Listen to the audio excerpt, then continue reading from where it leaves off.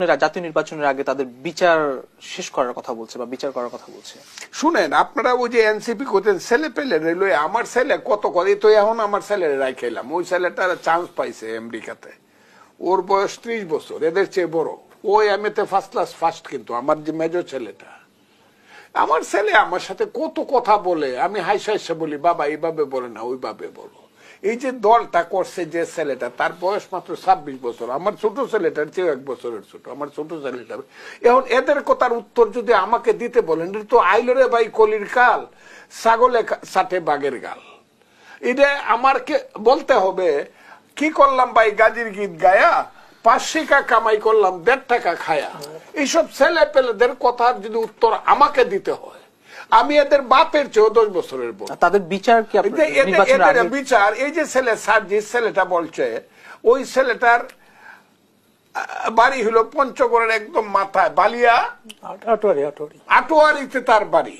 একটা ছেলে যদি কিংস পার্টি করে ক্ষমতা থেকে ইলেকশন করতে না পারে, তাইলে যদি ছেলেটা জামানত বাঁচায় এসে আমার সাথে দেখা করে, তা আমি ওর কাছে আমি পলিটিক্স ছেড়ে দিব। এইসব ছেলে পেলে কি কি বড় কথা, ওকে জানে একটা লোকের ফাঁসি দিতে, যদি এটা যদি আইনের দেশ হইতো তাহলে তাকে ডাকতো যে তুমি যে বলতেছো শেখ হাসিনার ফাঁসি না পর্যন্ত ইলেকশন, তুমি ফাঁসি দিবা কিনা। হাউ ইউ নো যে শেখ হাসিনার ফাঁসি হবে? ফাঁসিটা দেওয়ার মালিক তো হলো, প্রথম হইলো প্রসিকিউশন, 2 নম্বর হইলো বিচারকরা সিদ্ধান্ত নিবে তার ফাঁসি হইতে পারে কিনা। আর ফাঁসিটা কনফার্ম হইতে রশ্মিতে ঝুলতে মিনিমাম 15 বছর লাগে একটা মানুষের। আমি আইনের, আমার দাদা সিনিয়র অ্যাডভোকেট, আমিও সিনিয়র অ্যাডভোকেট, আইনের একজন অফিসিয়াল হিসাবে আমি বলছি, আমাকে বলা হয় আইনের অফিসার। আমরা যারা আছি সুপ্রিম কোর্টের হাইয়েস্ট পজিশনে, আমি সিনিয়র অ্যাডভোকেট, দাদা সিনিয়র অ্যাডভোকেট। 15 বছর, তাহলে কি তাকে 15 বছর সময় আমার ছেড়ে দিতে হবে যে বাবা সার্জিস তুমি আমার দেশটা পরিচালনা করো আর তুমি রং ডং করে দেশে চলো?